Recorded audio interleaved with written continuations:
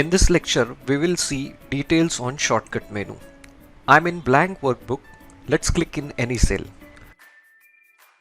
Suppose I click in cell E5 and if I right click on that cell, then you will find pop-up of some list of commands.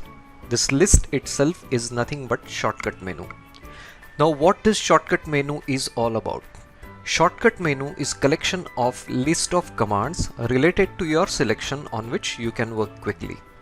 For example, you can cut the contents of the cell, we can copy, we can insert something, we can delete contents.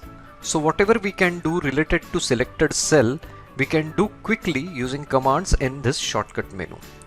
On top side, you can even see that you can convert cell contents to bold, italic, etc. So in this way, whatever we want to do with the contents of the cell, we can do it very quickly using commands available in shortcut menu.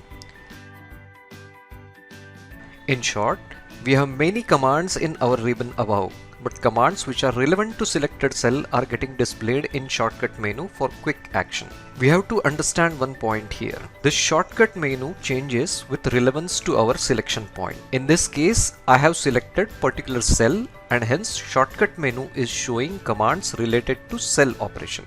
If I right click somewhere like on this tab of page layout, you will notice commands getting displayed are related to operations which I will be doing on page layout tab.